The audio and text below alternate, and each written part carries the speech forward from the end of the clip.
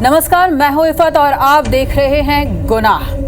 वो जो आप बार बार कहते हैं ना, अब घर से निकलते में डर लगता है, पता नहीं कब किस मोड़ पर मौत खड़ी हो, जाने कब कहां कौन ताक में बैठा हो। और उन सब वारदातों की पूरी तफसील लेकर आज मैं आई हूं आपके सामने गुनाह लेकर। दिन भर गुनाहों की एक एक तस्वीर आपके सामने पेश की जाएगी ताकि आप और आपके अपने रह सके महफूज, क्योंकि नजर हटी तो वारदात घटी।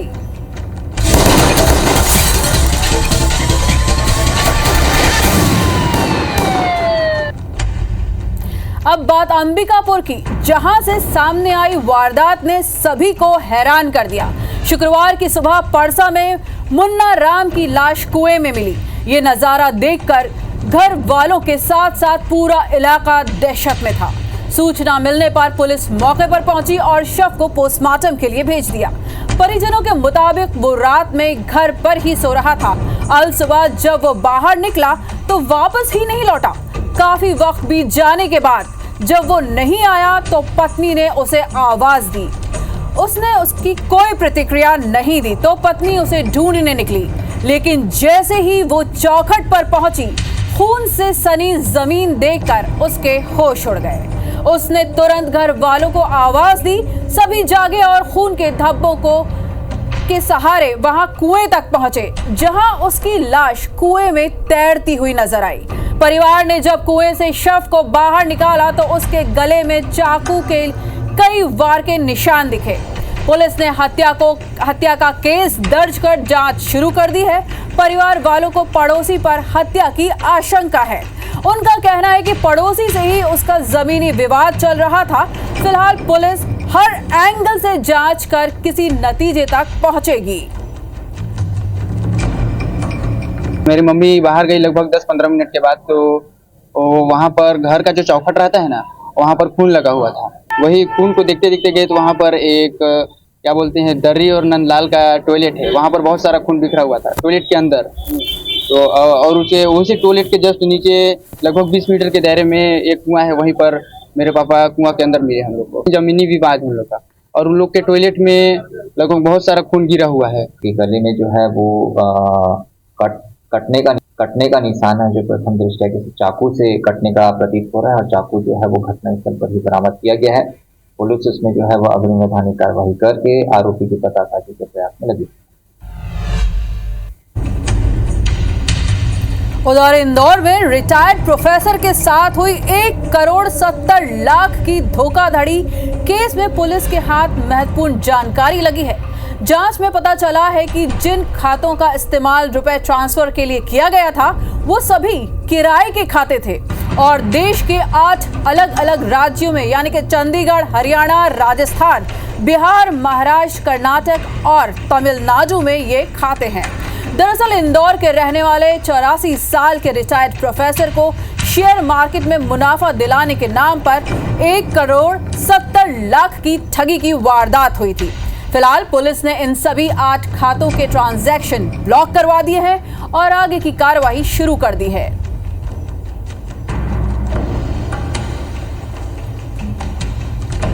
ठगी की वारदात हुई थी जिसमें 1,70,00,000 के करीब पैसे का फ्रॉड हुआ था, जिसमें कि स्टॉक मार्केट के नाम पर उसके साथ इन्वेस्टमेंट फ्रॉड किया गया था।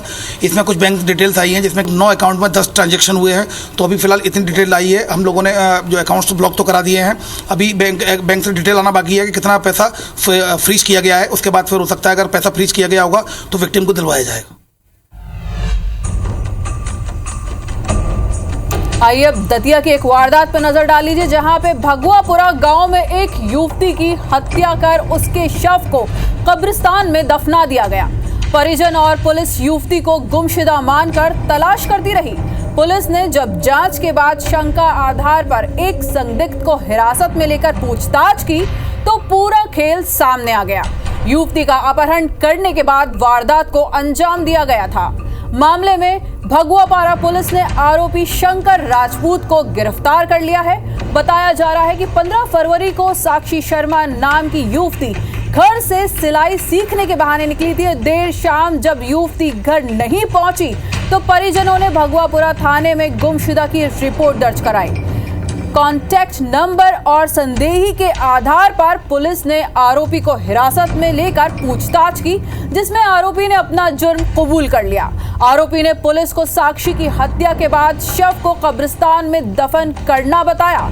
पुलिस ने आरोपी कब्रिस्तान को ले जाकर आरोपी ने उसकी बताई जगह पर खुदाई की और जब शव को निकाला गया और शव बरामद कर लिया है। फिलहाल पुलिस आगे की कार्रवाई में जुट गई है। से निकल के वो कहीं हम सिलाई के लिए जा रहे हैं कहीं, इसके बाद लोग वापस नहीं आई घर वो। इसके बाद हम लोगों ने 2 दिन छोड़ के मतलब थाने में रिपोर्ट भी डाली। थाने पे आए तो दरोगा जी साहब बड़े साथ थे नहीं, पुलिस थी घुमाती रही अपन को। साहब आए कल रात को तो उन्हें मतलब सच्चाई तक पहुँचे वो।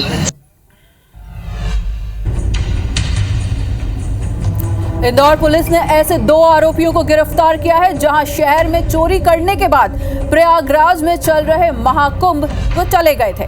खुद पुलिस इन चारों चोरों को गिरफ्तार करने के लिए महाकुंभ में डटी रही, लेकिन भीड़ में इनका पता नहीं चल सका।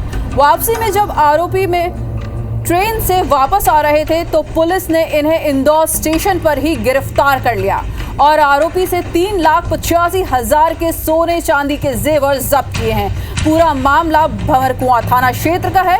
पुलिस के अनुसार आरोपियों ने चोरी का कुछ माल प्रयागराज में ही बेच दिया था और उससे खर्च चलाया, वहीं कुछ माल अलग अलग शहरों के ज्वेलर्स को बेच दिया। दोनों आरोपी घूमने फिरने के शौकीन थे और इसी लत में वो अपराधी बन गए।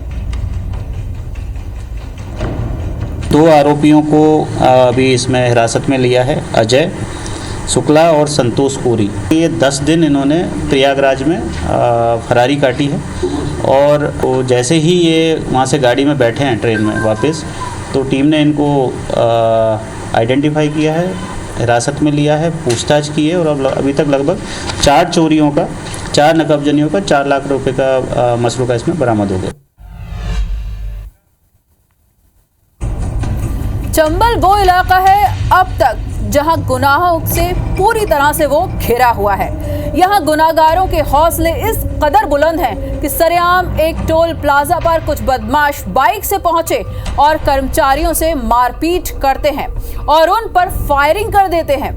इस केस को एसपी डॉक्टर आसित यादव और एसपी संजीव पाठक ने गंभीरता से लिया, जिसके बाद डीएसपी दीपक तोमर नेतृत्व में एक टीम बनाई गई, जिसे घटना के 5 दिन बाद बड़ी सफलता हाथ लगी है। पुलिस ने 9 में से 7 आरोपियों को गिरफ्तार कर लिया है, जिनमें से 2 आरोपी शॉट एनकाउंटर में घायल हो गए हैं। दरअसल 16 फरवरी की रात उमरी टोल प्लाजा पर 9 बदमाश बाइक पर सवार होकर आए और टोल कर्मचारियों के साथ फायरिंग और मारपीट की, जिसमें एक टोल कर्मचारी को गोली लगी थी और कुछ लोग घायल हो गए थे। सीसीटीवी के आधार पर पुलिस ने कार्रवाई की, बड़ी सफलता को अंजाम दिया और आरोपी भोला गुर्जर और अनुज राजावत के पैर में गोली लगी है। वहीं तीसरा आरोपी गजेंद्र भदौरिया भी पकड़ा गया है। तीनों आरोपियों के कब्जे से अवैध 315 बोर के कट्टे भी जब्त किए गए हैं।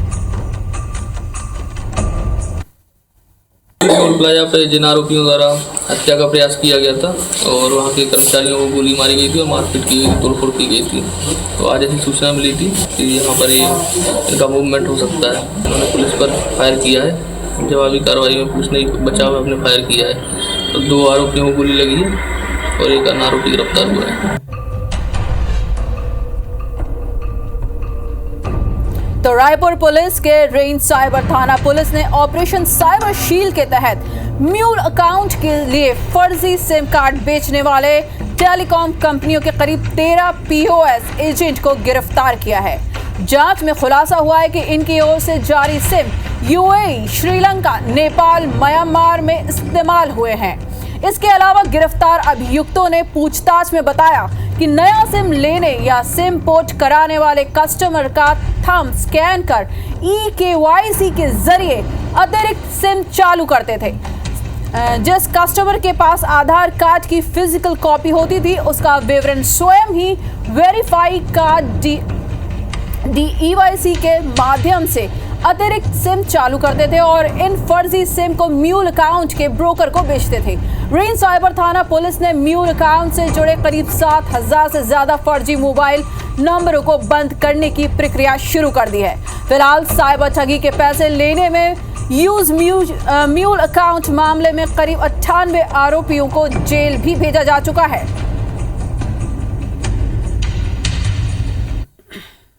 फ्रॉड में शामिल होने वाले ये जो सिम थे, ये सिम का जो अभी साक्ष्य मिला है, ये यूएई समेत अन्य देशों में भी ये इस्तेमाल हुए हैं, ऐसी सूचना मिली है। तो इसमें संलिप्त 13 ऐसे पीओएस एजेंट की आज अरेस्टिंग की गई है। इस प्रकार कुल अभी तक ऑपरेशन साइबर शील्ड के तहत 98 व्यक्तियों की गिरफ्तारी की जा चुकी है। गुराम में अभी इतना ही, रुकेंगे एक छोटे से ब्रेक के लिए।